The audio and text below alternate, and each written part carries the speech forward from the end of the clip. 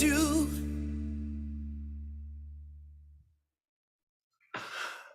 Well, good morning, everybody. Welcome back to I Am the One, our live author event. I'm taking this down. I want to see your beautiful faces. Hello, everybody. Look at all of you. This is a good time to turn that camera on if you are going to be fully present with us here, if you can. No worries if not. Welcome back. How was the homework last night? How did you go?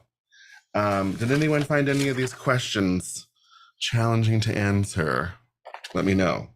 I hope you liked this self-awareness evaluation. It's so such a critical part of this process to kind of figure out where you are at first and then where you want to go, which is what today is going to be all about. So today we're going to get into my next level self. And this is where the rubber hits the road, y'all. Okay, let's see here. So also tomorrow is day 3, or we like to call it VIP day. And so I just want to make sure you have it on your schedule to come to that tomorrow. It's going to be on the same Zoom link as we have been on these today and yesterday. So no need to register for it or anything, but we hope we will see you tomorrow for VIP day. Tomorrow is an important day because it's where we are going to help you with the decision to go for your next level self. So today you're going to work on building that next level self. And then tomorrow we're going to help you learn what you need to learn and do what you need to do to make that decision to go for it. So hopefully, and also tomorrow, you know, these 2 days here, these first 2 days, we don't get a lot of time to answer questions, but tomorrow we'll be definitely opening up the mics and letting you guys ask some questions to Miss Kathleen. So tomorrow's going to be a good day. Who here has connected with their success advisor already? Type me in the chat if you have. I just want to see how many of you have done that. And if you haven't, why not? Actually, put in the chat if you haven't connected with your success advisor yet so that they can see that and reach out to you. All right. And I got a message here just a second ago from Barbara, I think it was, and she asked if I would share the music playlist. Of course I will. I kind of build it as I go here. So after tomorrow, I'll have the full playlist and I will share it with you. Also, tomorrow is going to be a cool day you want to be on because tomorrow we're going to drop Kathleen's audiobook of Becoming the One. And you guys are going to be the first group to get it tomorrow live with us tomorrow on VIP day. So another reason to be here tomorrow. I want to read you something out of this book this morning. So this is on page 15. If you want to follow along, it's the last paragraph on page 15. And Kathleen says, "When I started to achieve success quickly, a friend said something very powerful to me in the perfect moment. She said that this was my new standard and that I should accept nothing else. This resonated with me deeply. I needed to accept this belief about myself that I am capable of great things and that I have been capable all along. This is not just a fleeting moment, just a lucky couple of months, but this is my true nature, other than or one that I was finally stepping into. We have so much potential within us, but we place limitations on ourselves. I always think of it like a lid on a jar. We won't go further than what we see for ourselves, and yet we never dream as to not get our hopes up. Well, my hopes are up, and I'm going for it. I believe most of us have no clue what we are really capable of. This year has proven this to me. Now I know with absolute certainty that the sky is not the limit. We have the entire universe at our disposal." That last sentence is my favorite sentence in this whole book. We need to put that on mugs and shirts and bags and everything, Kathleen. That is so good. So I start with that today. So Kathleen, are you here? Are you ready, hon? Yes, I am here. You know, it was really fun when you and I were recording the audiobook because at the same moment as I was reading it, because I wrote this a long time ago, I haven't read it again since. And as we were reading that, you and I both, like as I said it, it was like, we were like, whoa. Oh, wow, that was really good. And then even as we were reading the audiobook, Tommy, I remember you were like, "Did you write this, Kathleen? Like, did you have anybody help you write this?" And I was like, "No, I wrote it. Why?" And you're like, "This is so good." It's just one of those things you go back and you read things and you're like, "Wow, I said that," or like, I thought that anyway. So Yeah, fun. This has been a fun journey, I love especially it. recording the audiobook. This has been a blast. And then the team has gone through and done some edits of the audiobook for us. I didn't realize how many words I messed up. Let's see if you guys find them. No, it's so good. You can't even notice. Anyways, how's everybody feeling? We're feeling good today. I had a great time yesterday. Thank you for that. I was actually quite emotional after. I always get emotional with the clients that come on and share their story. It always really impacts me to hear that and just how much this community has impacted people's lives. It's really, really special. So I want to thank you guys for that. It was really, really beautiful. So today we're gonna shift into and talk about your next level self, your ideal self, your divine self. I want you to use the language that feels so good for you, because if you use a language that doesn't resonate, it might trip you up. So whatever feels good for you, next level, higher self, divine self. I would avoid using the word future self, because when you use the word future self, you're keeping it in the future. And we really, really don't want to do that. We want you to become that version today, right now. I'm just going to turn my Wi-Fi off because I noticed my signal's not good. Well, thank you. I actually had a beautiful afternoon at the spa, and I'm going to tell you a story about this because it so is applicable here. It's unreal. So I went to the spa yesterday and I did a 3 hour, they call it a journey of your senses. And they have this beautiful sensory garden. And you actually go in and it's all plants in there and trees.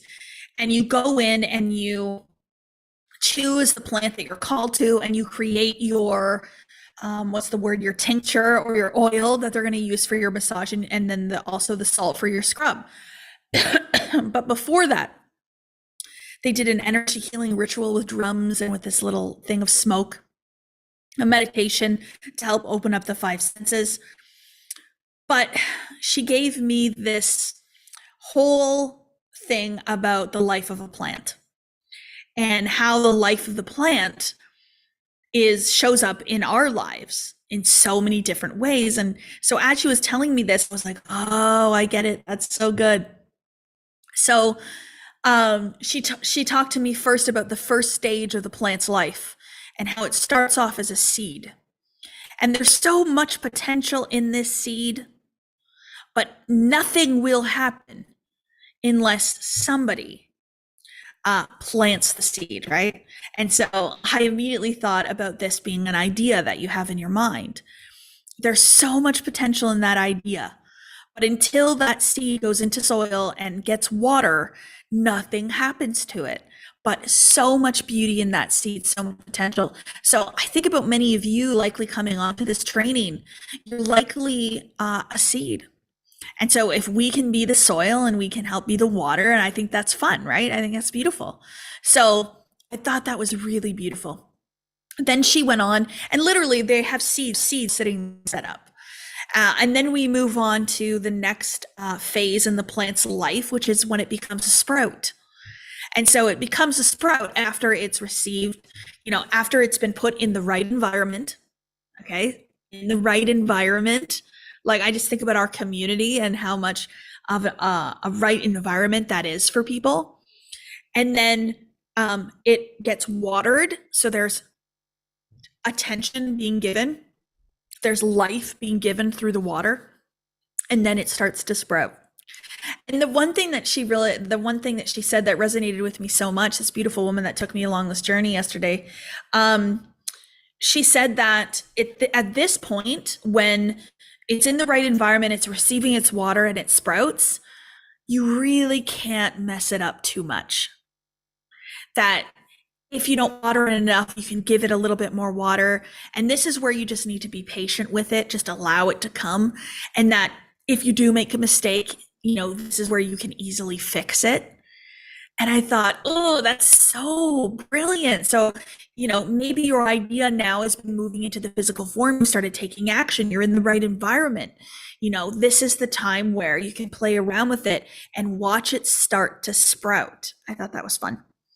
Then the next phase of the plant, she called it the consolidated plant. And this is where the roots of the plant are literally set into the soil and into the ground.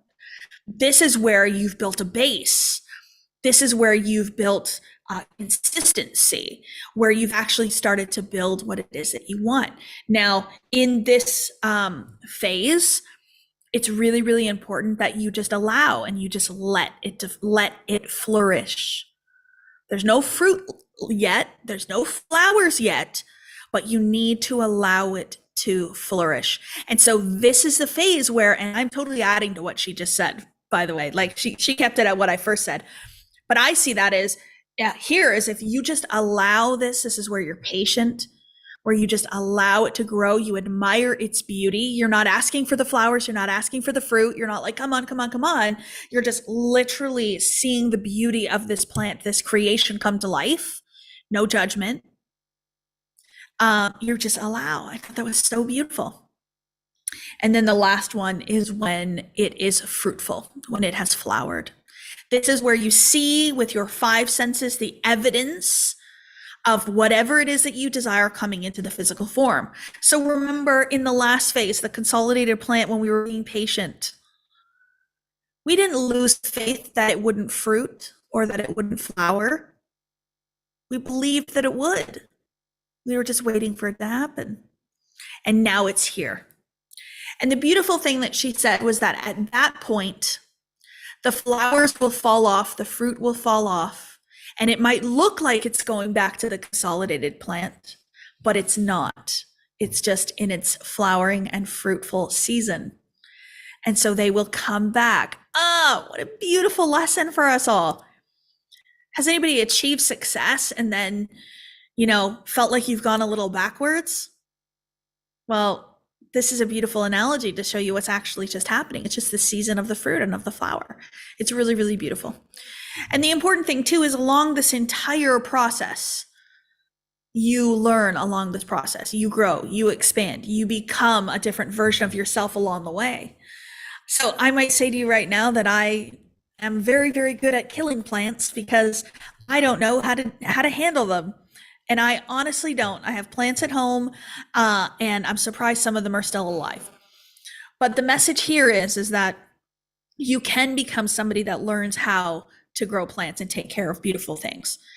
And I'm really, really good at taking care of myself as a plant along my journey and not so much worrying about the real plants. But anyway, I'm just making a joke about the plants. But truly, this analogy yesterday was so beautiful. As she was telling me this, I was like, oh man, you're giving me so much content for tomorrow. Thank you. It was beautiful. She also, and I want to tell you this, it's really, really serendipitous. This is actually really beautiful. After that's all said and done, this is this beautiful, almost like greenhouse. They call it a sensory garden, full of plants. She just gives me time to go and smell and feel and be with the plant and choose whatever plant I feel called to, or whichever plant is calling me. And I end up picking this plant. I didn't even smell it. There was something about it. It just felt like, this is my plant. And I picked off the leaf and she said, it's peppermint. I said, ooh, I tend to like peppermint. This is beautiful. And then there was this stone that had 4 quadrants on it. And she said, put this leaf in whichever quadrant you feel called to put in, just whichever one. So I put it in the center of the bottom right quadrant.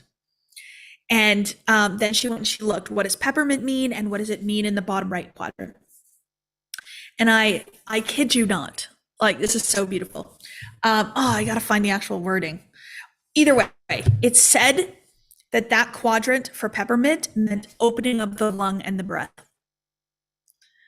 I was just like, you're kidding me. Like, I just had lung surgery 3 months ago and I'm focusing on my breath so much. And I'm like, I was called to the plant that helps me to open my breath. I thought that was like, trust your intuition, trust yourself, like just so beautiful. And the look, like when I said to her, are you kidding me? Come on. And she's like, no, like, I can't make this stuff. I can't make this stuff up. So honestly, It's really, really a beautiful story. Tommy, Victoria's having some trouble hearing. I don't know if it's just her or if it's everyone. No, you sound fine. Victoria, Okay. maybe go out and come back. Maybe turn up your volume a little bit. Yeah. I know Victoria's coming on for an interview. I just want to make sure she can hear us while she's coming on. So that is just a little bit of my story of yesterday. I then had there was a meditation, and then there was a body scrub and a massage, and it was really, really beautiful. So if you haven't had an opportunity to do things like that for yourself, I would ask yourself, your next level self, that version of you that has really want to change your goals, are these the types of things that you do? Is this the self-care that you do to put yourself into situations where you are guided and taken along these journeys? It's really, really powerful. I want to remind you about what Neil Donald Walsh says in Happier Than God, that every act is an act of self-definition. So being on here today, coming back for day 2, is an act of self-definition. Completing the homework is an act of self-definition. Coming on tomorrow to VIP day is an act of self-definition. And so remember that inaction is also action. So the things that you don't do are defining you and your character. The decisions that you don't make are defining you and your character. Putting things off define you and your character. So just remember that when it comes to your self-concept. It's in these moments that we can redefine. We can redetermine who we are, what we desire, what kind of life we want to create, all those beautiful things. So just a little reminder about that, because I want to say that it's beautiful to see so many of you back again for day 2. It's Friday and it's the tail end of the summer. I know, kids back to school, all that beautiful stuff. So now is the time where you can start to implement some change. I would love to hear from you in the chat, and I'm helping you to get clear here by asking this question. So it's not for me, it's for you. I would love for you to put in the chat for me one thing about yourself that you became aware of doing the homework that you're going to shift. Okay. So I don't want to hear, I want to hear the learning, the thing you identified about yourself. So yesterday, I told you guys about what I noticed when I posted myself in my Lululemon outfit out on my morning walk, right? I noticed that about myself. So I want you to put something in the chat that you've noticed about yourself, because we're going to talk about that and what we're going to do going forward. Procrastination. Oh, a couple. Wow. Procrastination. Interesting. Being hard on myself, Michelle. Yeah. Okay. Yeah. Perfectionist. Yeah. Don't take criticism so personally. Patience, making choices that are hard but needing to be made. Yeah. So a lot of these things that you're saying are part of the identity that you hold.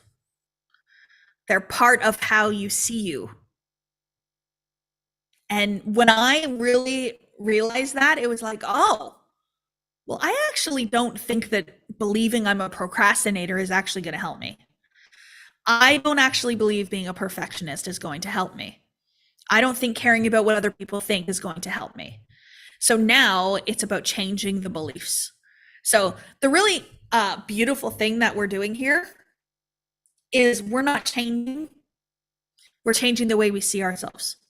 So I always make things feel easy. I make them feel less of a big deal. Oh, I don't have my light on, Tommy. Oh, look at that. So much better. So I'm not changing who I am. I'm changing the way I see myself. It feels easy. It feels light. It feels comfortable. It's like, that's all you want me to do? I can do that. So transformation that happens from within is actually quite beautiful, because it doesn't take a lot of physical effort. It takes mental effort for sure.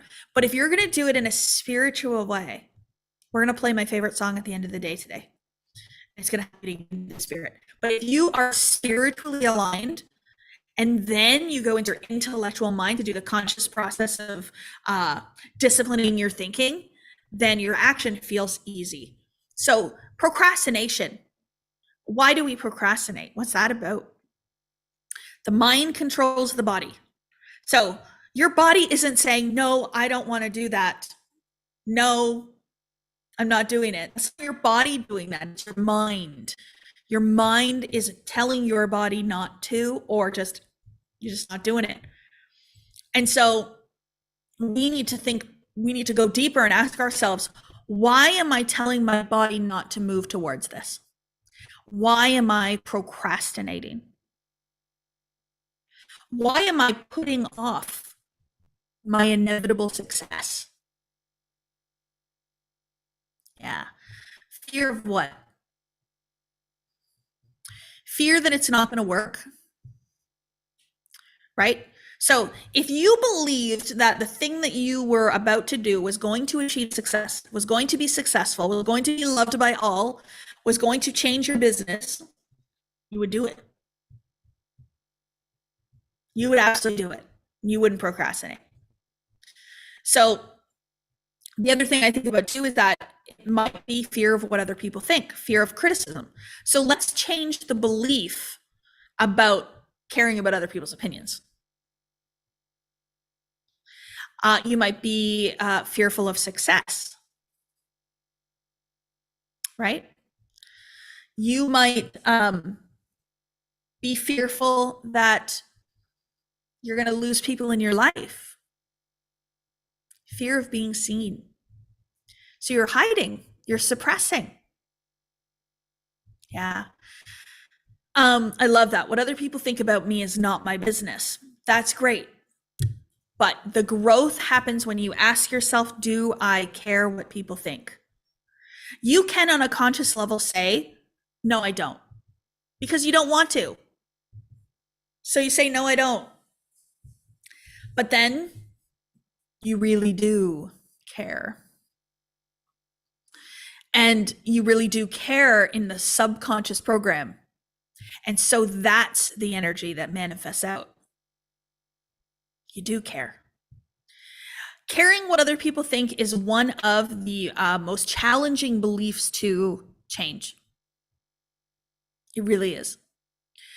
Imposter syndrome, what's that? It's caring what people think.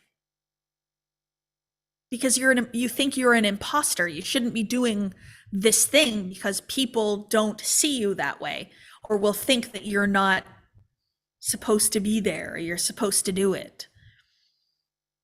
So what if what others thought of you just was not in your mind at all? What would that be like? I'm not there yet. I still work on this. I've made huge leaps and bounds, absolutely. But there's a higher level of everything, right? There's a higher level of awareness. There's a higher level of knowing. There's a higher level of faith, and there's a higher level of happiness. There is a higher level of not caring what people think. Absolutely. Higher level of that. To walk outside and just does not matter. To post does not matter. Really interesting, right? Imagine what that would be like. So today we're going to, in the homework, create the new you, let's say, a new version of yourself, right? We're really going to tap into. And so how I love to do this so much is to become self-aware and then create the new belief. Now, if you're going to create a whole new identity for yourself, and it's very, very different from the way you see yourself today, you've got to give yourself time and you've got to give yourself grace for sure. But the cleaner, the crisper the new identity is, the easier it will be for you to accept it.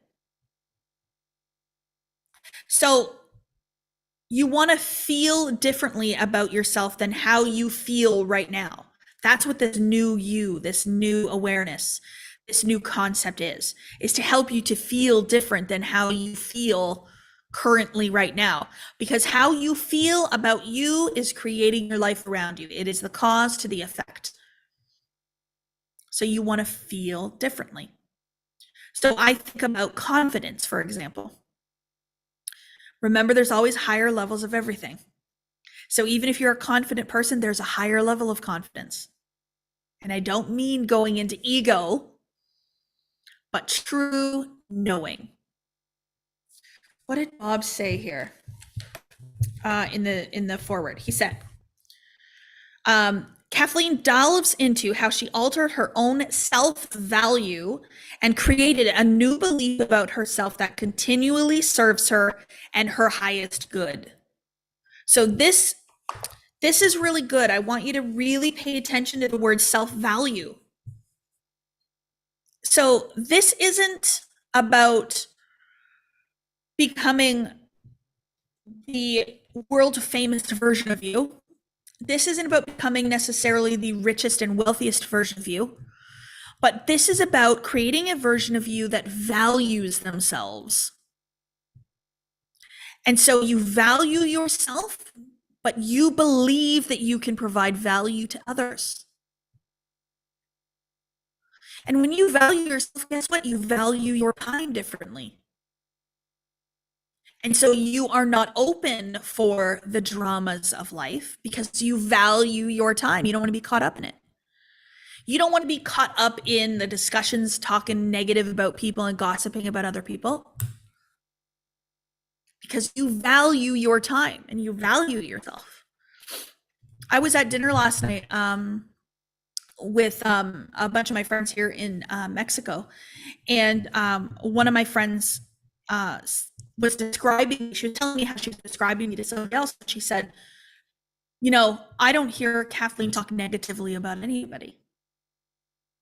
And I was like, well, I value myself. I value what I talk about. I value my existence. I value my life. And by gossiping about other people and talking negative, it makes me value myself less. It doesn't feel good. So this idea of value is really, really important. And I created a new belief about myself that continually serves me in my highest good. So that's what we want to do, is we want to build the next level self that includes beliefs that help you to empower yourself, that serve you in your betterment. So many people teach peak performance, success principles, a little bit more of masculine language, masculine energy. But it makes sense because when we think about how to be our best self, how to be a peak performer, how to have success principles become part of your automatic program, they help you to create the life that you desire. So some of these principles, they're received from experience of other very successful people. So many authors will do research and they will look at the most successful people in the world and they will ask, what qualities do these people hold? So let's go there. Let's talk about a couple of these.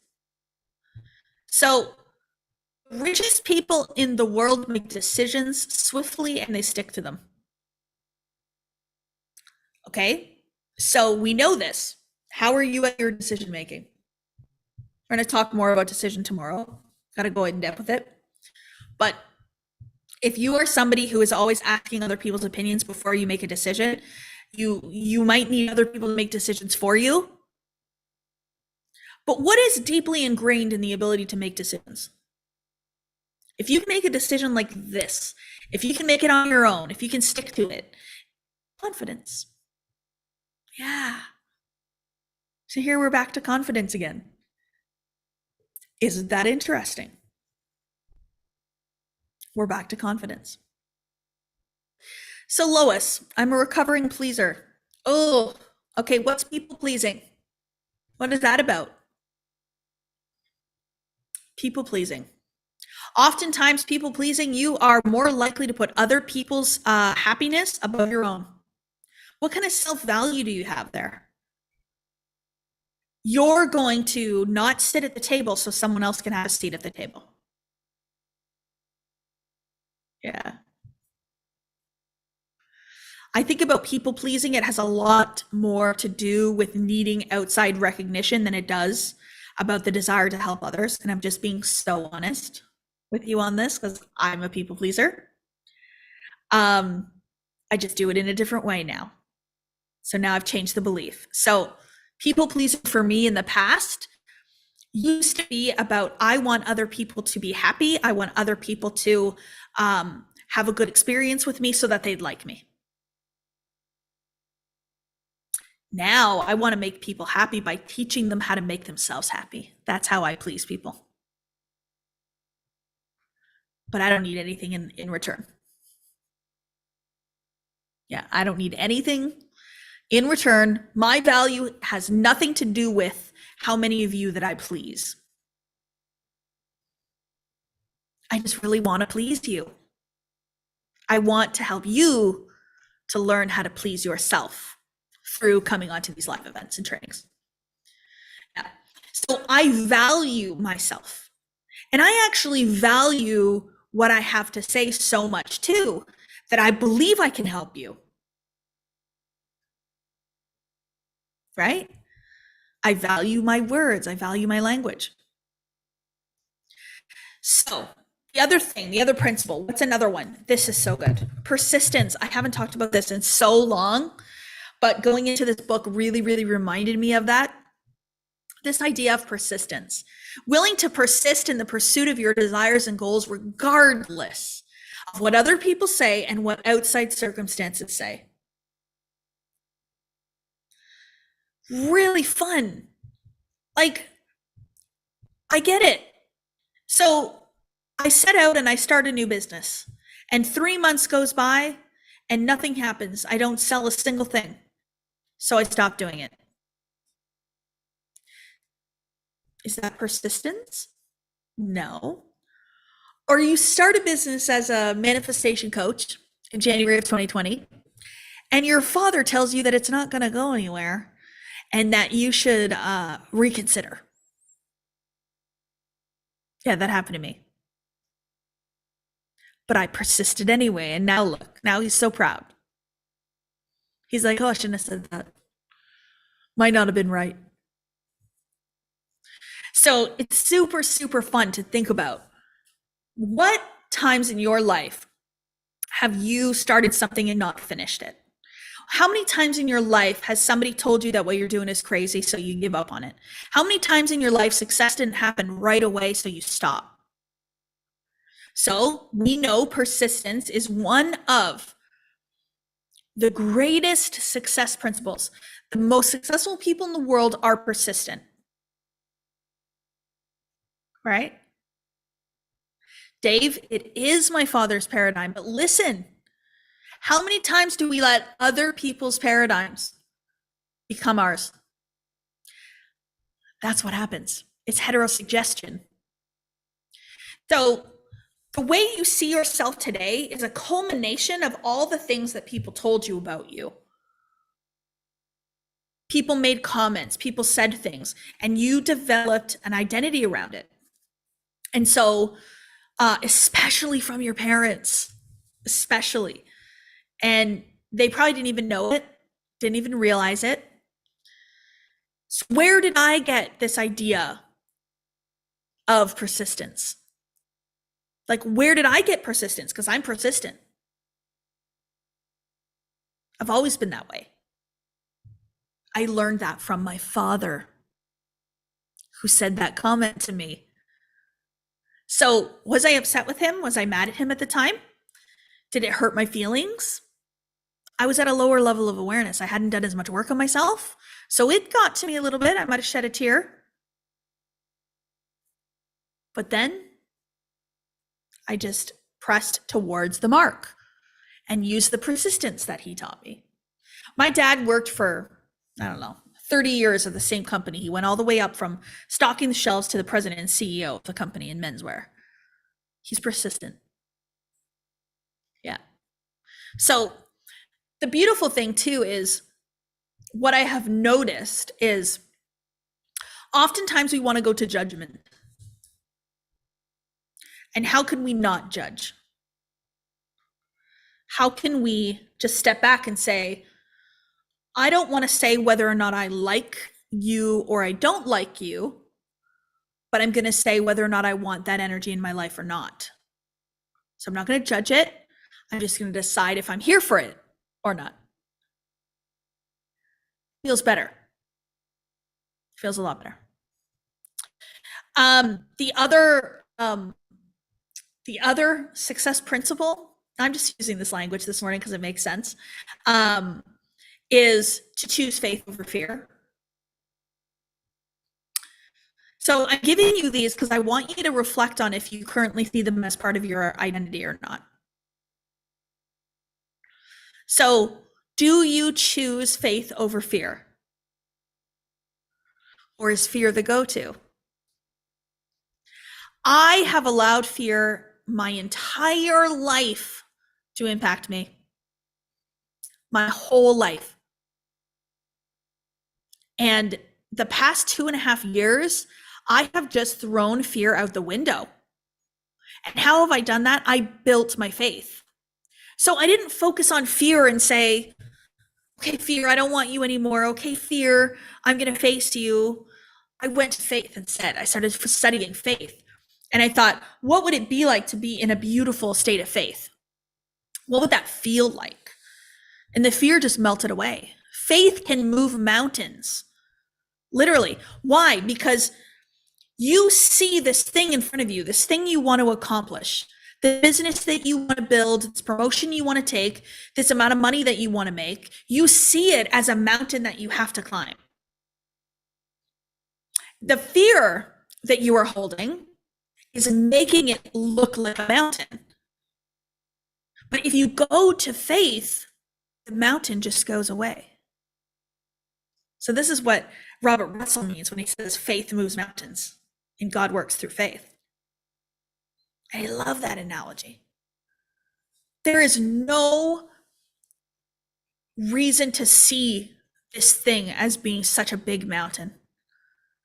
If you believe in yourself, if you believe in the unseen, if you believe in the formless substance, God, spirit, universe, God, creator, source, faith just moves the mountains. Yeah, it's really beautiful. So many of this knowledge that we talk about and we teach on, it all comes from one place. It's written in many different areas and in many different forms, but it comes from one place, from our source, our creator. Yeah, it's beautiful. So choosing faith over fear. So that means that you understand what fear is. Do you understand what fear is and why it impacts you so much? So I remember, I'll give you a little example. When I was first in business before this business, I did affiliate type of marketing. And I sold products on my social media for about 2 years. And I used to have women reach out to me all the time. And they would say, Kathleen, I want to run an online business like you. And I didn't know what was happening at the time, but I get it now. They would say, I want to run an online business like you. And I would say, okay, it's $39 to join. You got to buy some products and then I'll teach you how to do it. And then they would say, okay, I'm excited. Let's go. And then they would never pay the $39 and they would never buy any of the products. And they just went back to doing what they were doing before. And I'd be like, that's annoying. I remember thinking like, you messaged me, you want me to help you. I'm here to help you. You told me you wanted to do it and you're not doing it. What's happening? And I didn't get it. I didn't understand it at the time. Then they would come back a couple months later. I've achieved more success. They come back a couple months later. Oh my God, you're crushing it. I want to do what you do, Kathleen. I'm like, okay, do it. Let's go. Well, I'm going to go talk to my husband. And I go talk to my husband and then, no, my husband says I can't do that. I'd be like, okay. And I just felt this overwhelming thing, like these people, they want to change their lives, but they just aren't doing it. What is happening? How can I help them? And this is why getting into this material and becoming a coach has been so, it is my calling so much so, because I can actually look back to times in my life where I've done the same thing and seen all these people do these same things. So naturally, when I learned this concept and I started to understand what was really happening here, I was like, this is amazing. I get it now. I totally get it now. It was fear. But what we really want to understand more is that everything is a vibration.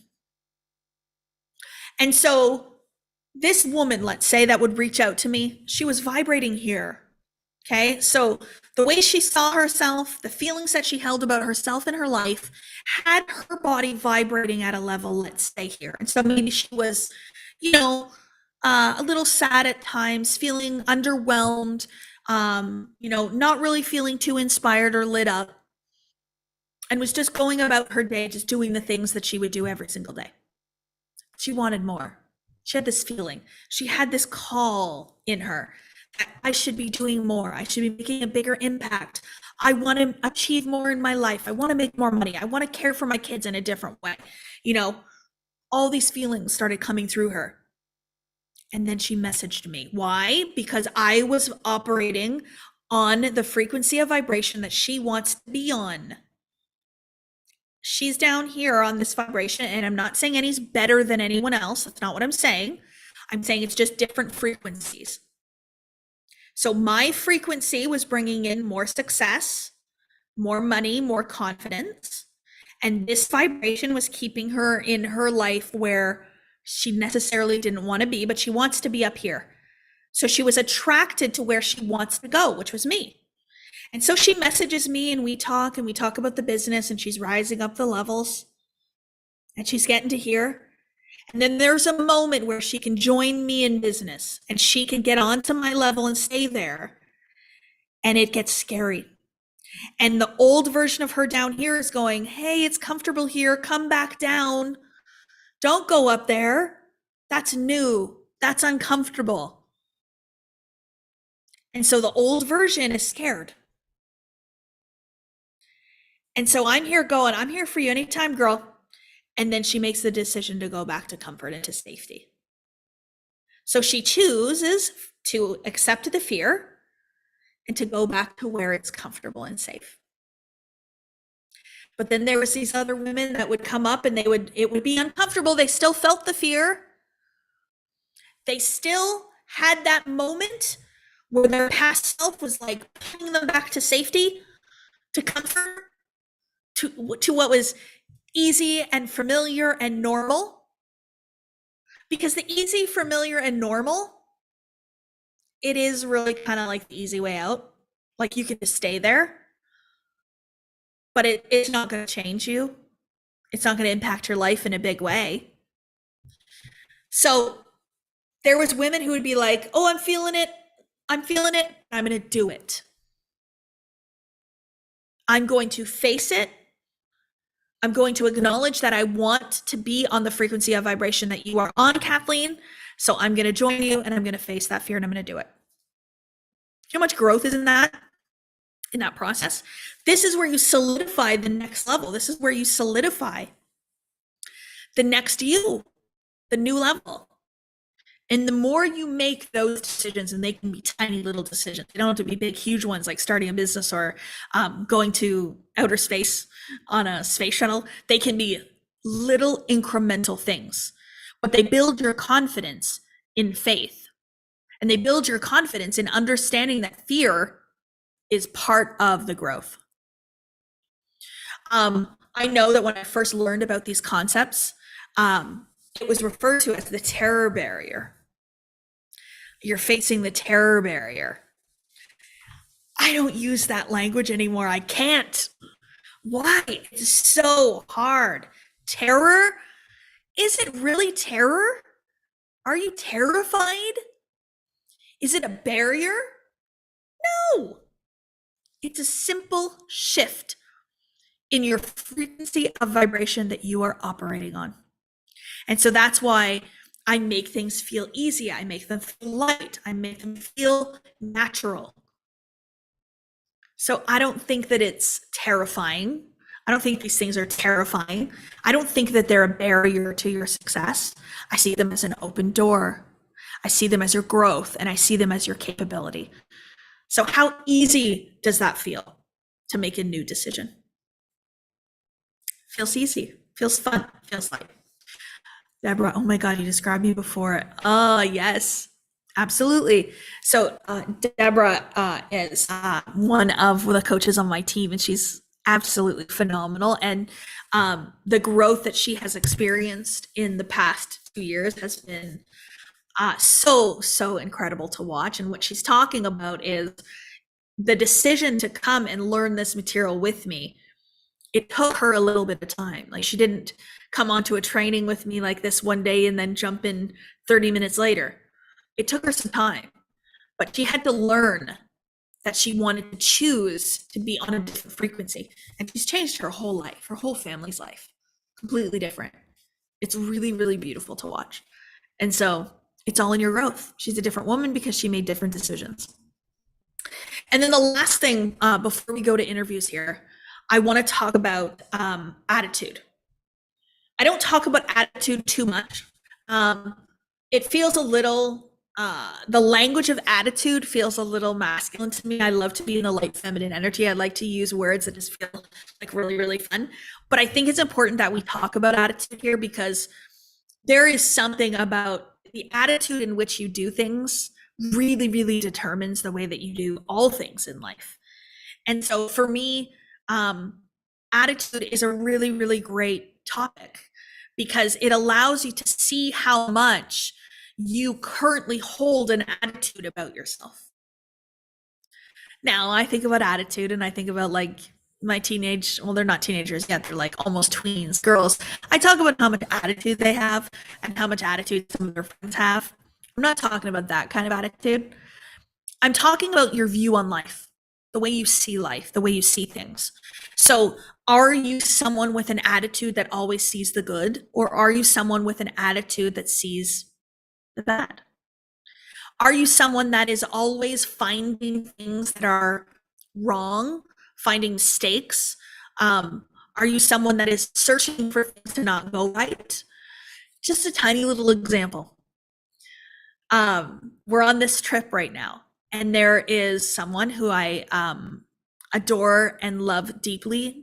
So no judgment here, but every time we get the bill for dinner or lunch, goes through it with a fine-tooth comb.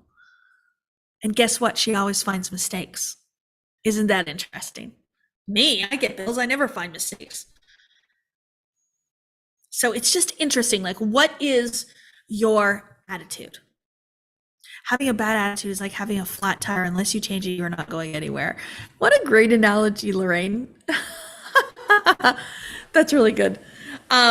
So it's just about like, what is it that you are looking for? What is it that you are seeing? What is your attitude? I think about myself like 3.5 years ago, maybe 4 years ago, I did a live on my Facebook, and it was titled, "I'm a Driven Woman and I'm Proud." And the reason that I did that was because I was feeling this overwhelming feeling of being made to feel bad for being driven and wanting more in life.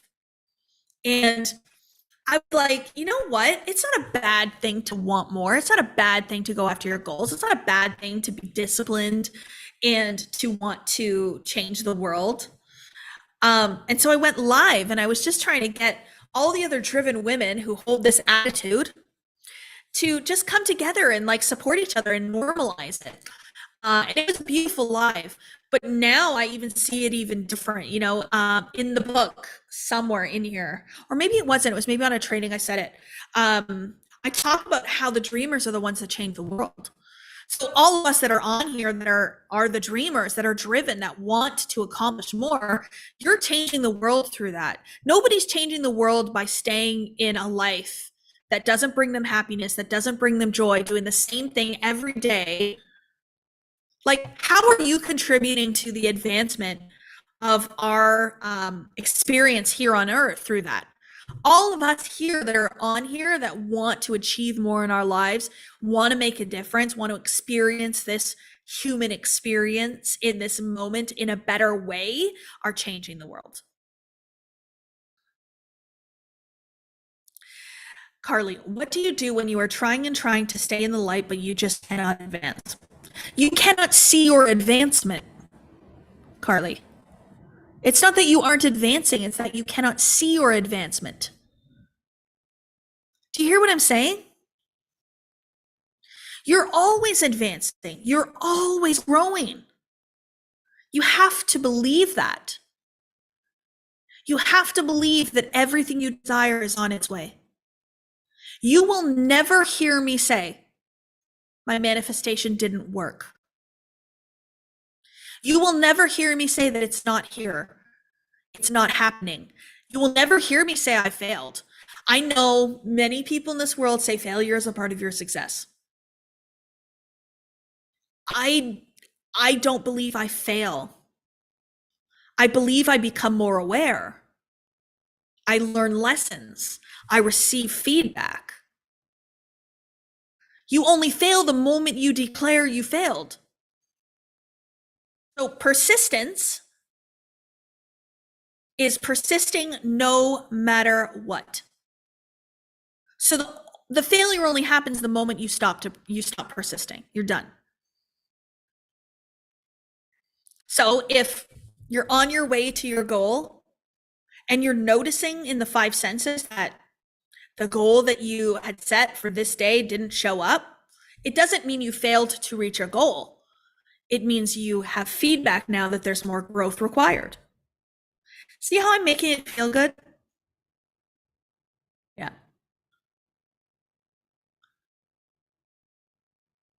Oh, what did D ask? Hold on. Oh, we're getting up on time here. I just want to find what D. How do you achieve a higher vibration when you are surrounded by toxic family members, aka your child? Okay, so what's the underlying identity or the underlying belief, D, in that question is that other people's vibrations maintain and manage yours. I don't believe that. I control my vibration. 100%.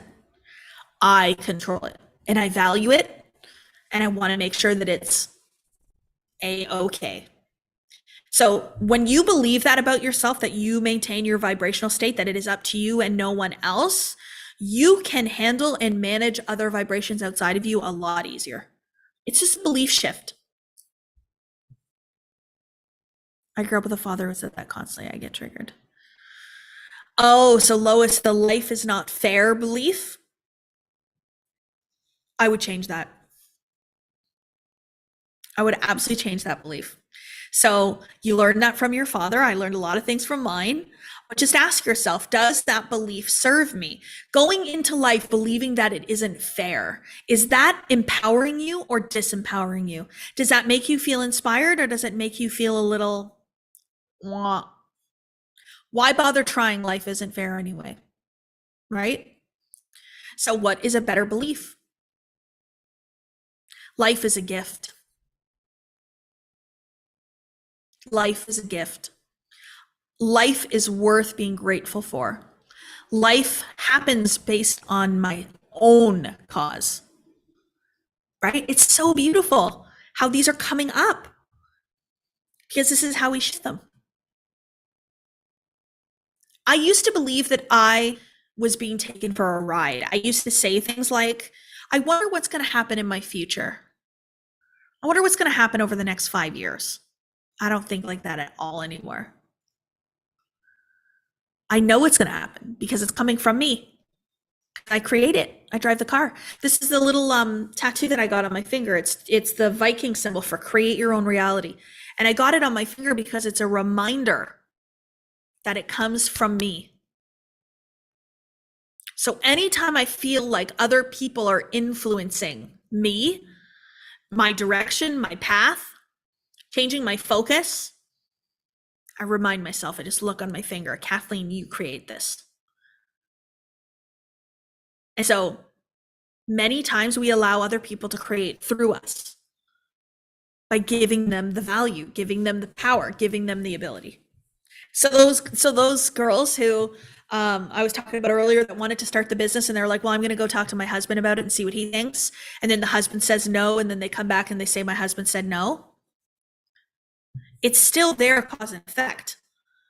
Most of the time, they ask their husband because they know their husband's going to say no, and they're scared.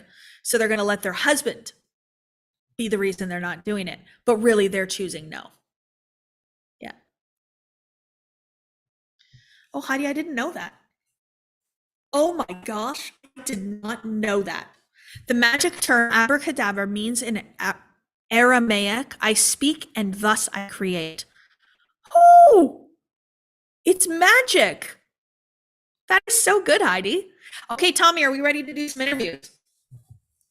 Yes, indeed. Beautiful. First up is going to be Carla. Oh, Carla. Carla, come on down. There she is. Hello. Hello. Carla, how are you? Wonderful. Amazing to be here. Thanks for the opportunity. Tell everybody where you are. Well, I'm from Lisbon, Portugal. So I'm really happy to share my story, and gladly I had a giveaway from your book. So I had this thought that I would love your book. I wanted to buy it several times, and I said, no, I'm going to earn this book. And I earned it. You did. Oh, I love that so much. So we're in Portugal. I'm in Mexico. Tommy's in the US. We have several people in Canada. We're just all over the world. I love this so much. Cool. Let us know if I didn't mention your country, put it in the chat. I would love to see. So Carla, I'm excited to have you here because you have been a very active member of our community as well. And I know you can't give absolute details about what's happening, but she's having some major shifts. So why don't we just start off with letting us know kind of where you were at before you decided to manifest yourself into this community. Okay. So I love self-development since I remember. I started for more than 30 years reading books, self-development, and I did my Reiki degrees. So I love energy and universal laws. And I started my big shift with Bob Proctor when I decided to become a PTI consultant. So I watch your growth, and you inspired me doing things in a easy way. So I was already not feeling so attracted to that masculine way because I've always been so doing. I'm an actual taker. So and so I've been consultant, and I love to help people since I remember. I love to help people, but I was feeling that something was missing. And you helped me with your events, and I share with you in a private message that you helped me to realize that I was holding my emotions because I started in competition in early age. I competed for 10 years, and I started competing at the age of 6. And so it was really hard. I could not show my feelings. I had to do the exercises and not show that I was in pain and so on. And that was an identity that I've realized, thanks to you, that I had that identity. I was not allowing myself to show my emotions. Yeah. And so I remember in the first call that when I joined Millionaire that I've decided that I wanted to join and pay in full, and Deborah helped me with those love money letters. Yeah. And I remember the first win for me was saying to my family that I love them, not my husband and my kids, but my parents and my friends, because like you mentioned before, I was thinking about what others would think of me if I told them that. Maybe I was vulnerable. So those silly things that we embody. So that is released. Now I'm saying everyone that I love you. I love you, Kathleen. I love you, Tommy. I love everyone here because we are all one. And that's one of my biggest wins, just to express myself fully, not thinking about what others will think. And it feels so free. So I'm really blessed for that awareness. So Carla, that's my. Okay, before you go on, I just want to talk about this real quick because I think this is big. what I love so much about this is that I do believe that there is the opposite of what you were talking about, right? So saying I love you to people made you feel vulnerable. It made you feel maybe weak in some way, you know? But there are people who say I love you to everyone to get it back. Get the words I love you back, to feel loved. So the opposite could actually be not a productive thing either. But one of the things that I have come to realize, and I've come to think about love, and I have a beautiful love necklace now because I want to carry it with me. So there's a knot in it, so I got to get it fixed, or I would have worn it. But it just says love. It's beautiful. But what I realized is that love is an emotion that we feel. It's not actually something that we give away. So when I say to you, Carla, on here today, I love you, what I'm actually saying is being with you energetically like this makes me feel love. It makes me feel the emotion of love. And so what you're doing is you're expressing that emotion, which then allows them to tap into the emotion of love. But we're not giving it away. It's not actually the person. And so we can even go deeper and talk about this idea of unconditional love. What would it be like to love somebody and to feel love around them, regardless of whether they say it back? You know, anyway, so this love topic is something I'm really, really studying a lot lately. We should do an event about love. Yes, maybe around Valentine's Day in February. Yeah. Yeah. So that's one of my biggest wins, because in fact that you were mentioned before, my mother used to call me that I had cold, I didn't have a heart because I was holding so much my feelings. And so that was a big shift for me, awareness. And so feeling is the secret. So that really allows me to express myself fully, not caring about what others think, just expressing my feelings. And like otherwise you said you were too much emotional. I was the opposite. So emotions is a superpower. And the other thing is the perception of myself. I never did that inner work deeply, maybe because I was holding or had that belief about myself. So you made it sound so simple. I don't have to change anything about myself, only the perception of myself. And that makes it so easy, it's so simple. And that's another big win.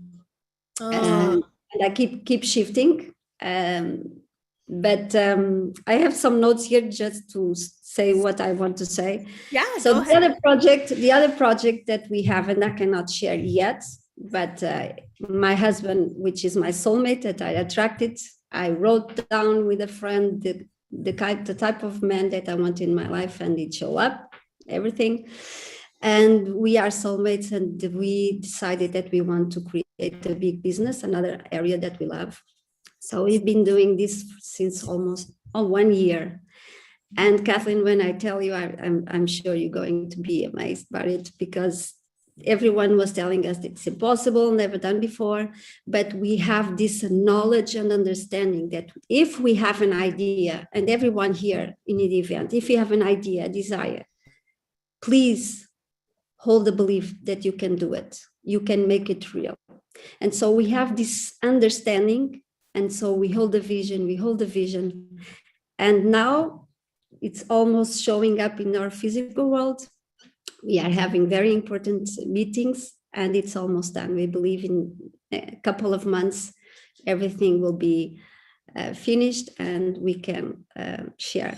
But holding the belief, it's so important, because everything is created twice. So everything is created in our minds, and then we have to allow and believe.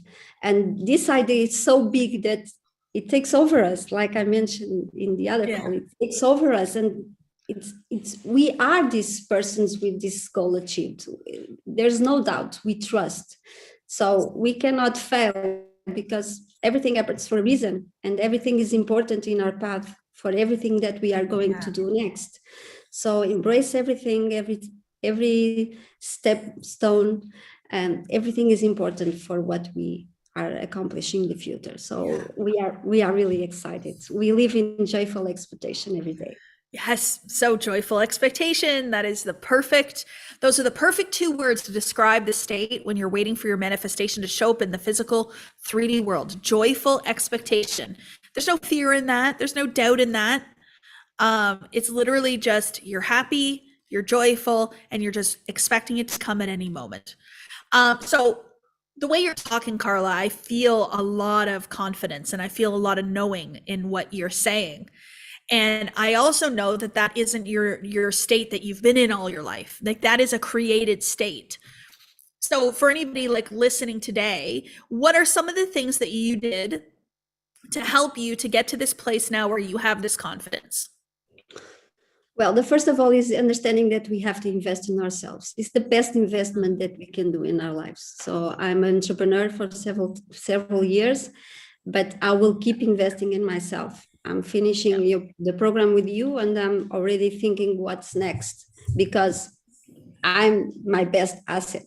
If I can improve, my life can improve. Absolutely. My service can improve. So everything you should do, and with you, so study. It's the best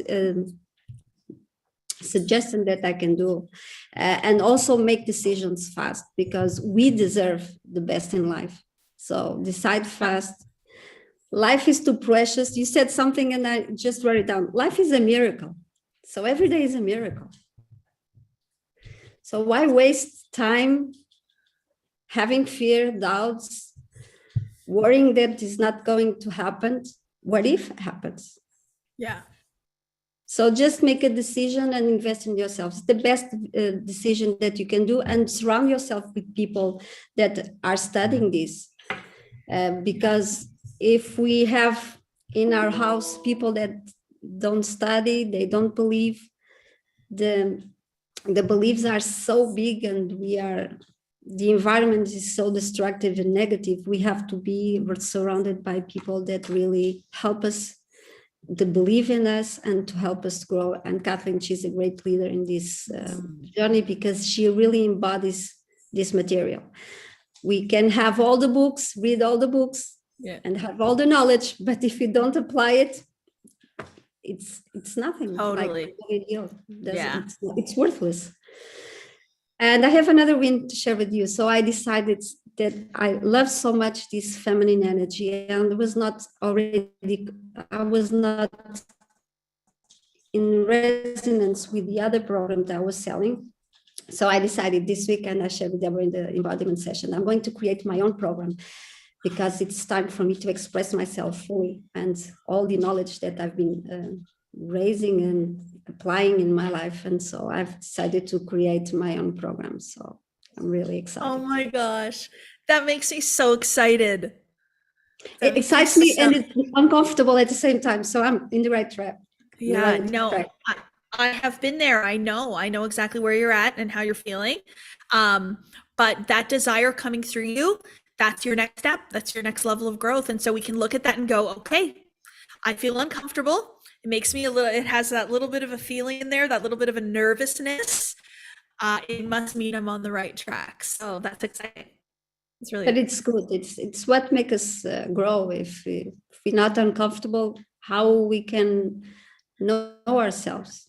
We only can know ourselves when we are challenged, and when we see everything as a chance to learn and to grow and to be confident. I just want to finish something. I know you have another person to interview.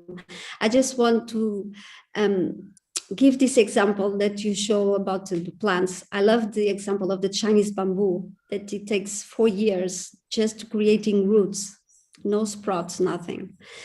But it's just growing roots, growing. And the 5th year, in 6 weeks, it goes 50 meters. So don't look at other people like they are growing. Kathleen, you have your own journey. I have my own journey. Everyone has his own journey. Don't compare yourself, just inspire, be inspired. Someone can do it, I can do it, but in my own way, in my own path. So I see myself as a Chinese bamboo. It doesn't matter how long, but it's going to happen. So beautiful. And then when the bamboo is there, you're not going, oh, but it's not as beautiful because it took this many years. no way. Right. I love that. You know, I really resonate with this idea, Carla, about you and your own program. And for a short time there, I have had people have the ability to license my course. And I actually removed that ability now going forward, because I actually feel like I want to help you to create your own program in your own way and build your own business in a way that aligns so energetically with you and who you are and your message and the way you want to say it. And by even suggesting that you would want to use my course, to me, just you would be doing that. The part of you that wants you to do that, it's coming from a place that isn't your next level self.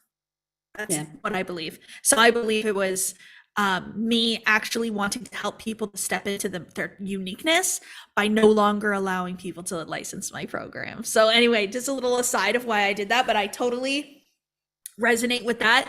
And I'm excited, Carla. I love what you're doing. I love how much you share and are a part of our community, and we are so grateful for you.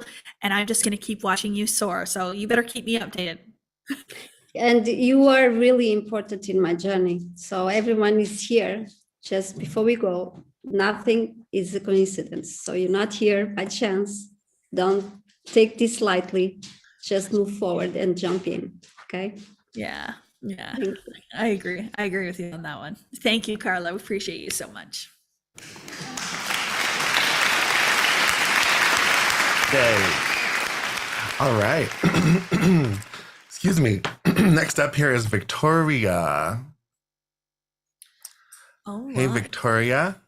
Hi. How are you? Good. Thanks for having me. Oh my gosh, beautiful. I'm going to have to take a picture of this for Carly. I didn't know you were coming on to talk today. This is such a wonderful surprise. So Victoria is really, really good friends with my sister. And how long have you guys known each other for or been friends for? Probably since like grade 3. Yeah. So like, what's that, like 30 something years? Yeah. Yeah. Wow. Wow. I'm so happy to have you here. You look amazing. Thank you. You look So amazing. do you. Victoria has a lot of kids. How many do you have? I have 3. They just all came at once. Literally, like back to back.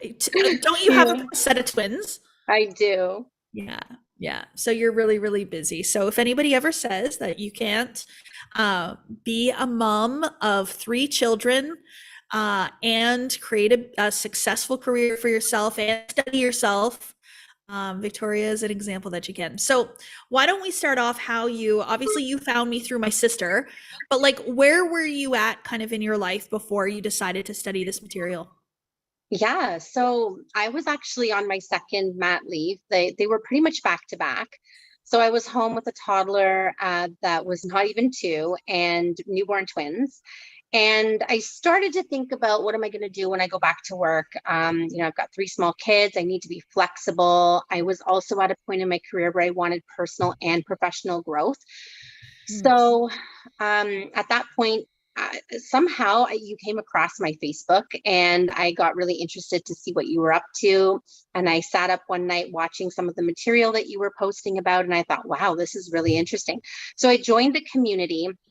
And then I think I participated in one of these programs. And that's when I thought, wow, this could really be a game changer for me. Because when I started to do some of the work, I realized I'd never asked myself, what is it that I want, when you had to make that 50 plus list. I'd never sat down for a minute and ever thought about what I actually wanted. I was just living the day to day.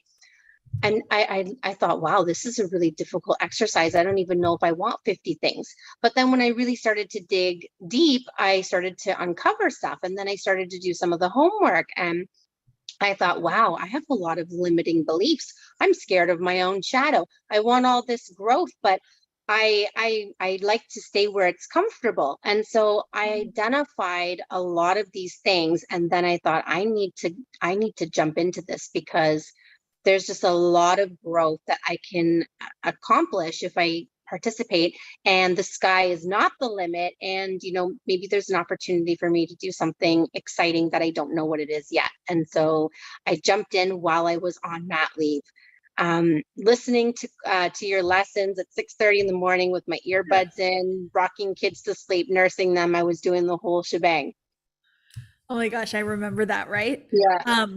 It's so interesting too, because like past versions of me probably would have said, well, I'm on mat leave, I don't have any like good income coming in right now, so I'm not going to do it.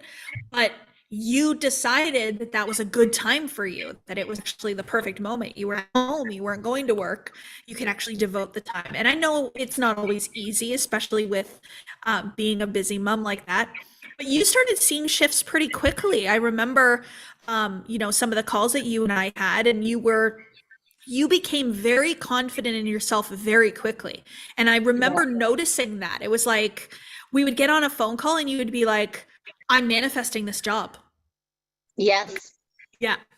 Tell us about I that did. shift. So I decided that I wanted to, well, I worked at the bank for 15 years, always in like a financial advisor capacity.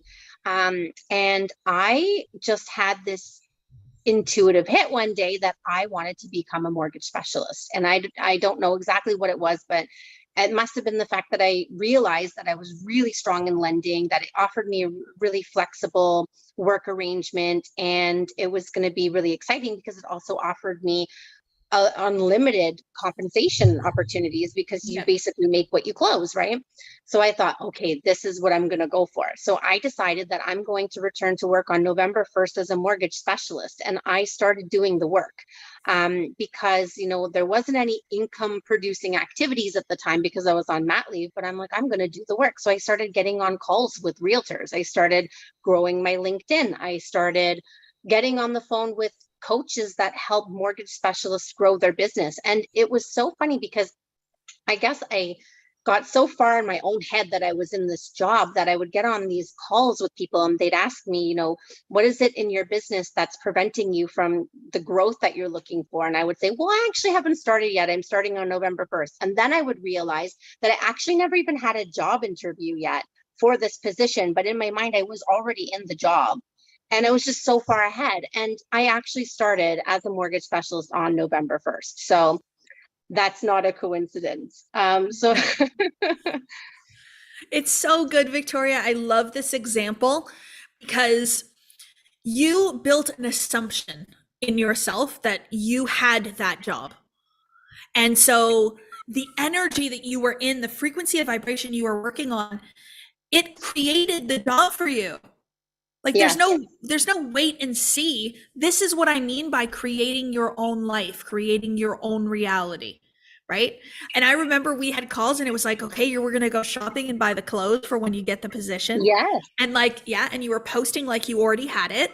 And this is one of the things that we really talk about a lot in my community is like, how can you act in the assumption that the thing that you desire is done? Even Carla, the way Carla was talking about this project that she's not going to share just yet, she knows it's already done. She's acting in the assumption, right? So how are you feeling now? Like, I know you mentioned before that you were almost afraid of your own shadow. What are you like in life now, Victoria, after studying yourself like this? Right. So the other thing about me too was that I was always looking for people to make decisions for me. I knew that I was like that a lot when I was younger. I probably still had some of that as I was older, but I learned that very quickly that doesn't serve me. And so I started following your example and asking myself, what would I love? And that was always the answer. I didn't need to go find the answer from anybody else. I just had to ask myself. And sometimes I know the answer right away, and sometimes I don't. And then it just means I need to sleep on it until I can figure out what it is that I would love. And then that is the answer. So I follow my gut all the time now with every decision. And when opportunities present themselves in business or in life, if it feels good, but it's uncomfortable, I know without a shadow of a doubt that I have to do it, because that tells me that I'm growing So I know all of this now. Like my awareness has expanded so much that like I can regulate my thinking very quickly. If I, I catch myself all the time doing the stuff that I learned subconsciously. I can catch myself while I'm doing it. And I'm like, that's good. I was able to catch that and shift it, right? Like you say.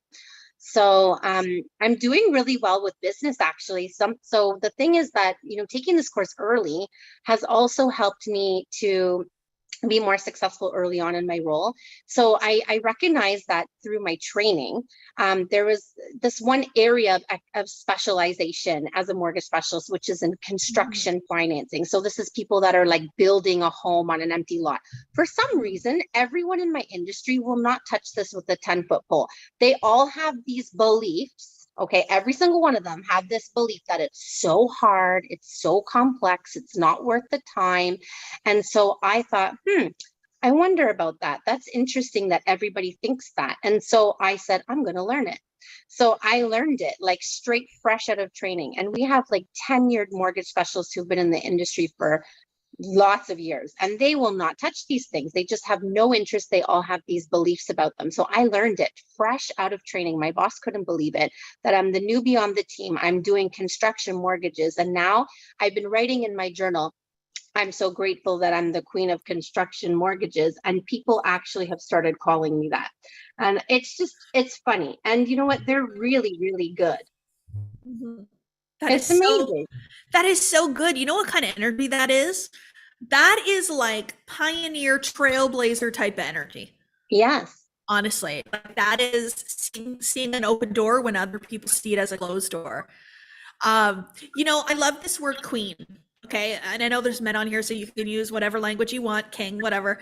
But this energy of queen, like I used this at the beginning. When I first launched my business, I was like, I'm the manifestation queen. Like I had no reason to say that, but I wanted to become that. So I wrote it down. But the energy of queen means that it's an elevation. It allows you to come on to that next level of it and be it much more powerfully, which is really fun. So Victoria, I want to know, and I want to know this from myself because I'm really curious. What are you going to do in the next few years? Like what is it that you're creating for you and for that family of yours? I want to be one of the top performers on my team. So I know exactly like what that means in terms of what volume I need to produce and things like that. So this year there was a lot of learning and everything like that with like my training and stuff and teaching myself how to do construction mortgages. But I love waking up every morning to do what I do. And, I have neighbors that have said to me, because I have 3 kids in daycare and I started a fully commission-based, 100% commission-based role, right as interest rates are rising. And they said to me, you're going to be broke. And I said, no, I'm not. That was the first thing I said, because what do you mean I'm going to be broke? I'm only broke if you think you're going to be broke after putting 3 kids in daycare. But no, I have no plans to be broke. I have plans to live in abundance. So I'm doing very well. I've had a paycheck every 2 weeks, and I decided that I was going to take my family on vacation. So we booked a trip. And ironically, I just got a deal that closed on the same week that I booked my trip for practically the same amount as my trip. And so I just feel really, really good about the way everything's going. And I know that I'm going to be very successful in this business for a long time. Yeah, I love that. And it's not ironic at all. It's like, it's honestly, I see this happen all the time. People are like, oh, I want to go on the trip, but I don't have the money. I can't afford it. I'm like, book the trip, the money will come. And it always happens in that way. So it doesn't surprise me. I'm so happy for you and everything that you're doing. And I'm going to be watching from the sidelines, cheering you on. I just took a picture of us and sent it to my sister and said, look who I'm on with right now. So let's get together soon, especially with my sister and the kids and everything, and chat about all things. And I'll be watching and cheering you on. If you ever need anything, just reach out. Thank you so much. Thank you for having me. Thank you so much for coming on. We appreciate you so much. Thanks, Victoria. Thank you. Yeah.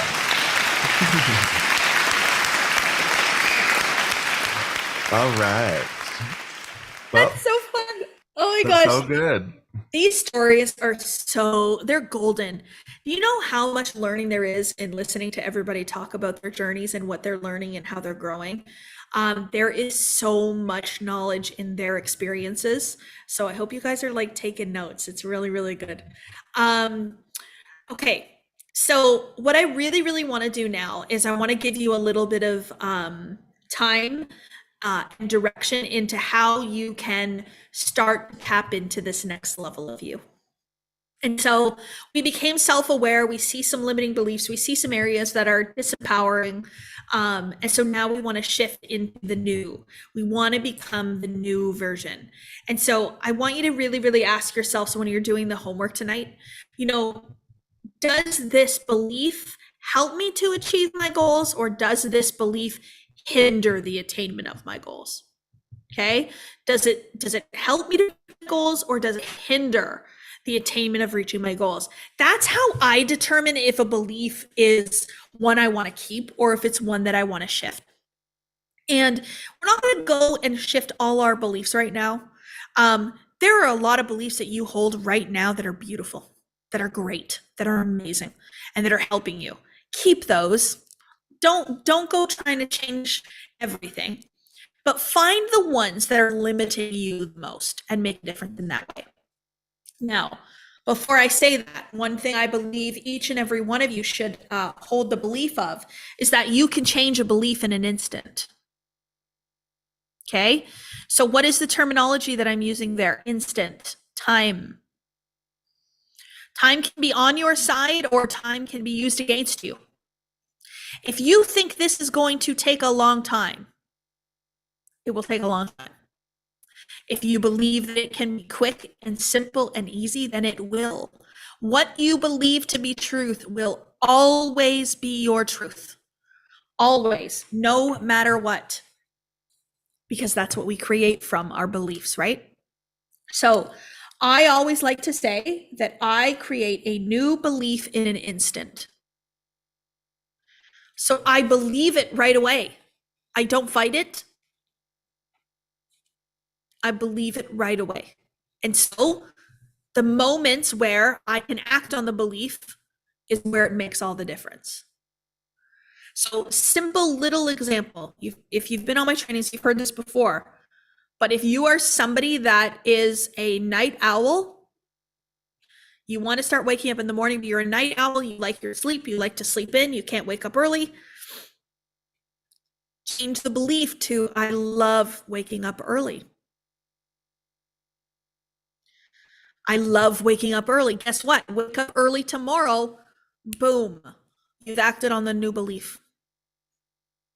Then you wake up early the next day. Boom. You solidified it even more. The third day, even more. The fourth day, even more.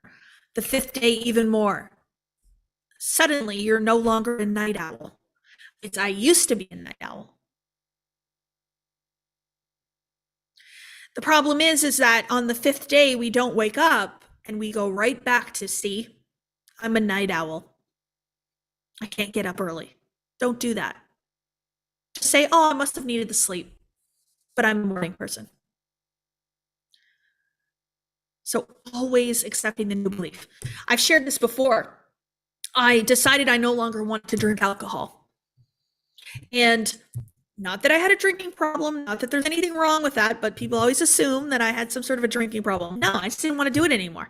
It wasn't serving me. It wasn't making me feel good. Why do it? But I kept having drinks. I would go out for dinner and somebody with me would have drinks, and then I would have one. Why? Because I didn't change my identity around it. I became someone who was trying to stop drinking, but I was still somebody who drinks, deciding not to. Didn't change my identity. So I had an aha moment. You know what? I just need to accept the identity that I'm a non-drinker, that I don't drink. So I went to dinner that night with a few people, and I knew that they were going to have drinks. And when the waiter came around, can I help any of you with a drink? Would anybody want a drink? And I said, no, thanks, I don't drink. I solidified the new identity. I had a drink about a week before. but I solidified the new belief, right? So how can you take this concept into your life and whatever it is that you do? I am someone who. I am someone that walks every single morning. Even if today's the first walk, I am someone who walks every morning. That's the belief that we're going to believe in an instant. I am someone who persists no matter what. I am someone who is confident and gaining confidence every single day. I am someone who, see how I'm giving you identity. I wouldn't even say the word smoke, to be quite honest. I would say I am someone who loves to breathe in fresh air every day and take care of my lungs, like things like that. You know?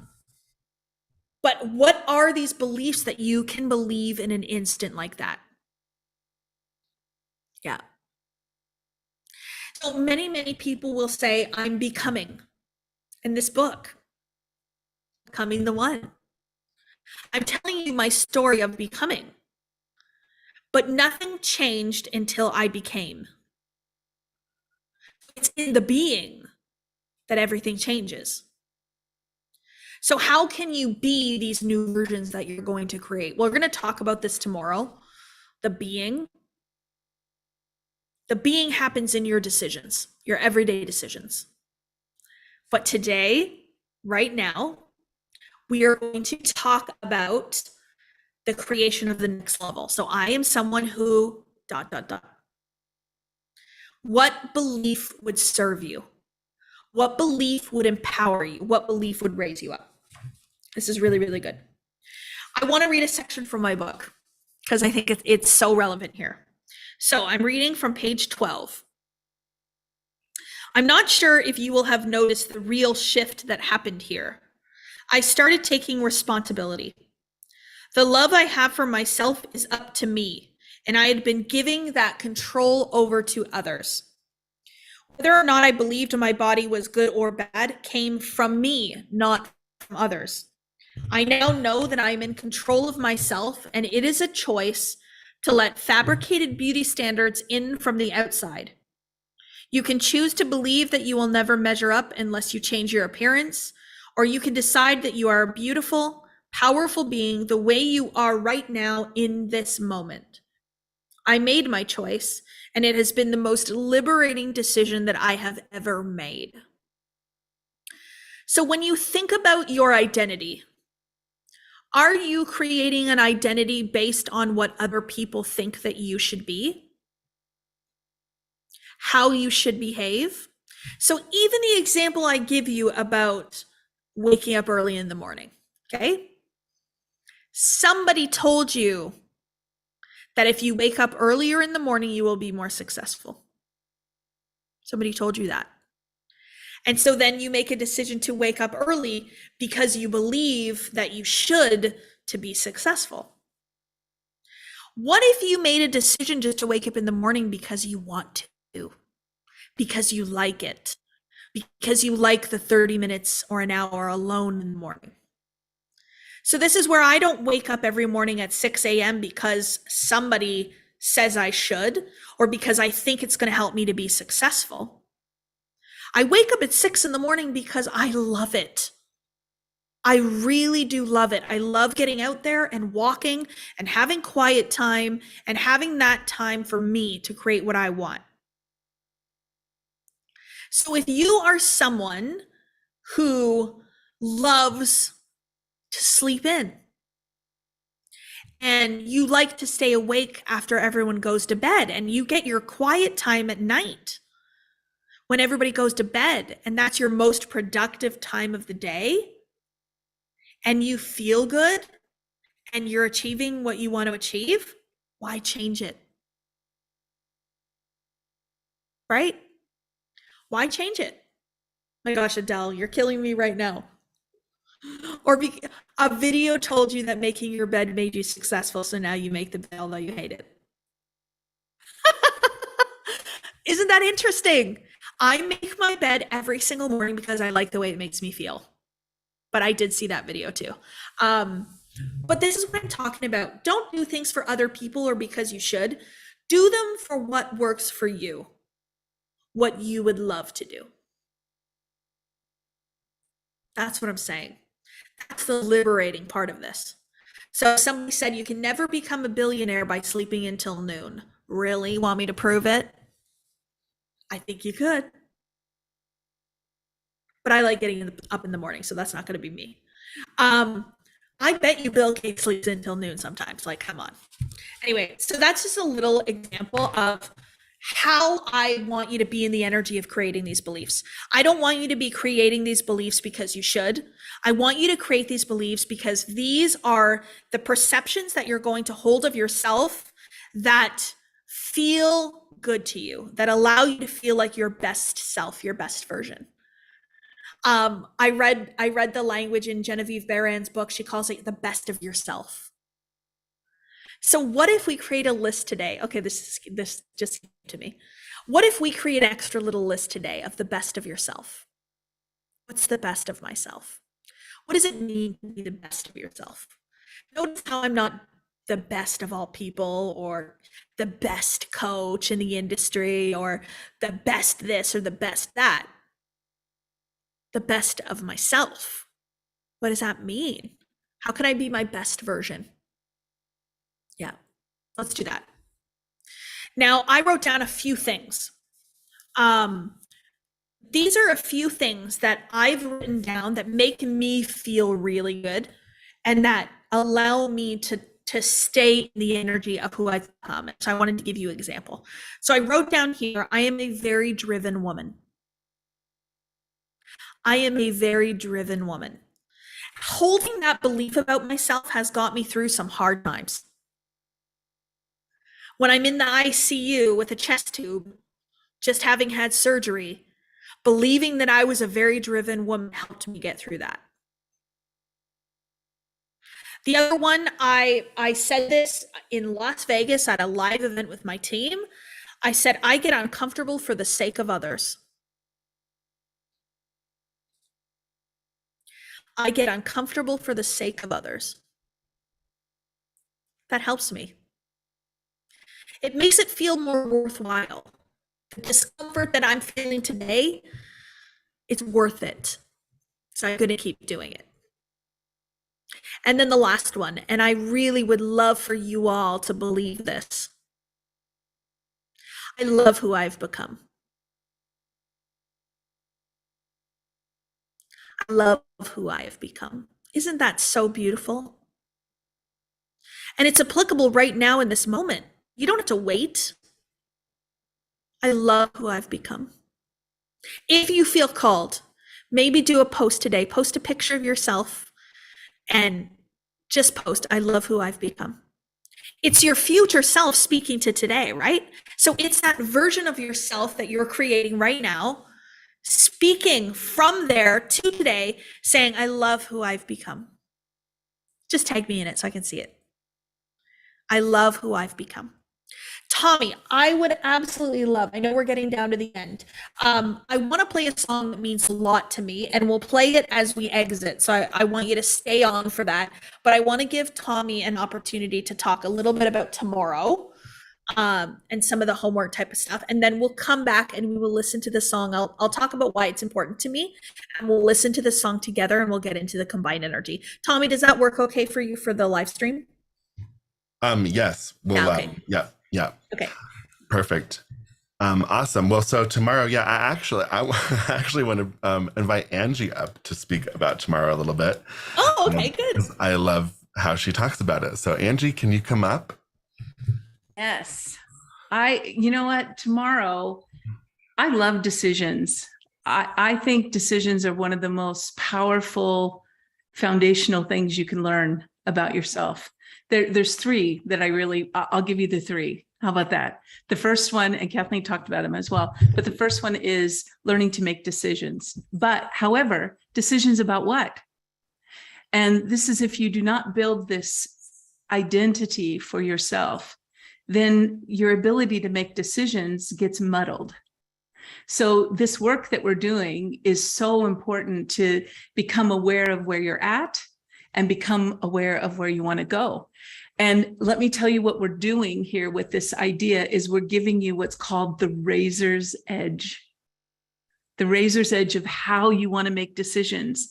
Because let me tell you what I heard from Victoria and Carla both is they have been on a razor's edge over the last little bit of making decisions either toward their new identity, or they could have easily made decisions toward their old identity, but they kept making it towards their new. And this deposit of making new, they're phasing in their new reality. And I love how Kathleen brought that out today. And I was thinking of this work that we're doing. Tomorrow is going to be so big, but decision is the first one. Persistence is the second. And the third is responsibility. Those are the foundations for creating anything you want at any moment. So tomorrow, we want to help you learn to start on the quest of making decisions towards your new identity and the identity that you are going to live by. So to be able to solidify that, today is the day you want to do the work. And I don't mean hard work. I think it's easy work, but I appreciated so much today. And the things that were the I am statement, Kathleen, oh, that was brilliant. I remember the first time I heard you say that, and I had been doing it, but I didn't feel it like how you felt it. I did the exercise of it, but I didn't really do the feeling of it. And so that passage that you wrote, that was actually one of my passages that I have marked. It's one of them that I have marked. And because that was the solidifying moment for me as well. So anyway, that's all I have to say. But tomorrow we're going to help you walk through a beautiful process of saying, this is my new self. Beautiful. And Angie, I will just say for those that have read the book, and if you haven't read it yet, you will get to that part. But I do talk in the book about, even in that passage, I talk about somebody who messaged me and said, you proved me wrong. You showed me that I can actually be successful in a plus size body. That was Angie. So that was actually the first time we spoke and the first time that we met. She was so vulnerable and honest and just was like, it was a little bit of this energy like, man, Kathleen, like you just totally like, I had this belief that I couldn't do it because I was a plus size woman. And here you are doing it in a plus size body, and it was beautiful awareness and a beautiful shift. And it actually, for me too, it solidified in me, I was on the right path because I was like, okay, the message is being received loud and clear. And so for anybody else that's on, your body might not be the thing, but whatever the thing is, limiting belief is, that's what we want to get to the root of. Is it that you don't have enough education? Is it that you aren't smart enough? Is it that you don't have enough money? Is it that you haven't achieved success yet? I hear this all the time. People are always saying, well, I haven't done it yet.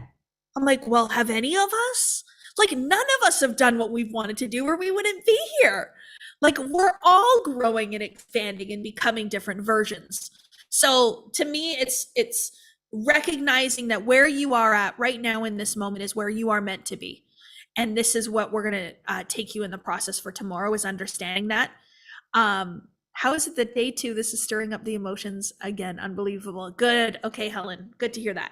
So what we really like to do here too is I've been getting some questions, and I know the team's been getting some questions about what programs and courses we have available, what's open, how can you work with us, how can you join our community, what are the different ways, what's the best way for you, and all these things. So what we really like to do is the first 2 days of these events, we really want to take you along a growth and a transformational journey, and we don't talk too much about our courses and programs. I haven't even really mentioned anything up till now. So we won't, but we will talk about it tomorrow. So if you have a question about it tomorrow, we'll let you know. We're feeling really called to open up enrollment, so that we will do tomorrow, nothing right now. So as you come into tomorrow, VIP day, what would it be like to see yourself as a VIP? That's why I like using this VIP day language, is because when you see yourself as a VIP, you're like, of course I'm going to go onto a VIP Zoom because I'm VIP. I'm a very valuable person. I'm not important. I changed the word from important to valuable. It's not about being important. I don't care if I'm important. I care that I'm valuable. So maybe we need to change this to VVP day. Anyway, but honestly, like, it's about seeing yourself as the type of person that comes onto those Zooms, seeing yourself as the type of person who does XYZ. So many people will say to me, well, I've never invested in myself before. It kind of scares me. I'm like, well, wouldn't it be amazing if you were the type of person who does invest in themselves and always has and always will? You know, what would that be like? I had somebody reach out to me. They were a coach and they wanted to coach one-on-one with me. And when I told them my price, how much it is to coach one-on-one directly with me, they were like, whoa, like they couldn't believe it. And I said, what would it be like to see yourself as someone who invests that amount of money in themselves? It's a whole next level. Like, I had to invest in myself for $8,000 first, $25,000, $50,000, $300,000 as my identity shifted. And I'm grateful now that my investments need to be that high because it takes me to that level, right? So it's a good thing. Trust me, trust me, trust me. We're helping you here. But I just want to go over why I'm going to play this song and why I think it's important, okay? So we're talking about today loving yourself. We're talking about identity and self-concept. We're talking about how important it is for you to see the best of yourself. But there is this part of you that I don't know whether you realize is there or that you are one with, and that is with spirit. And everything that you desire and everything that you want comes from spirit. It's coming through you and it's asking you to do this. It's asking you to achieve this. There are people that are on my team now who have felt the call from spirit to be doing this with me. They were persistent and they held the image until it happened, and they are here. And it didn't happen immediately like this, but they persisted and they held space to be here to answer this call with me. I think about Katie when I say that. I think about Shannon when I say that. I think about Monica when I say that, and Jessica and Lisa. Lisa was on my team and she left for a while and came back. These women have seen what they are here to do, and they're answering the call that spirit is asking for them. And it's to help other people step into their greatness, and they're going to get uncomfortable along the way. So I'm saying this because I want you to see the deeper meaning and perspective behind why we're doing this work. It allows me to connect on a deeper level, and I allow myself to feel the meaning behind things in such a more of a profound way. I am not changing my self-concept and my image just so that I can have more things in my life, so that I can have a nicer house, or so that I can go on vacations. I am doing this because of the ripple effect that it creates for all. So Victoria in the mortgages, she wants to have a ripple effect. Now she's going to be able to help people create the mortgages that nobody wants to help people with. Do you see that? Do you see the impact there? It's so incredibly profound. So whatever it is that you do, whether you have a job, a career, a calling, whether you're an entrepreneur, a business owner, or you're aspiring for that, the more you change, the more you impact people through your business, your job, your career. I did a post the other day that said, changing yourself changes the world. And I really do believe that. I really do believe that. So I want to play this song. We're probably going to end like a couple of minutes early here, so you're going to have time to do your homework. But I'm going to get Tommy to play this song because it really allows me to tap in to spirit, to the great I am. Okay, so just listen to the words here in this song. Stay on with us. Don't log off. I want you to really feel the combined energy of all of us listening to this song together. It's a Beyonce song called Spirit. It's from the Lion King soundtrack. So if you're on replay and we had to shut down the stream because we don't have the rights to the song, you can go play it on YouTube or on Spotify or whatever else. But I want you to stay in the energy, and I want you to think about this song as you are writing out your new next level version of yourself. It's really, really beautiful. So I appreciate you all so much. I will see you tomorrow. I'll be so much more relaxed. I might even have a bathing suit on because it's Saturday. We're going to answer some questions. We're going to talk about decision, and we're going to help you to really, really now bring what you desire into your physical. That's what we're here for. And I hope you see that. And I hope you feel our hearts when I say that. Tommy, let's go. Okay.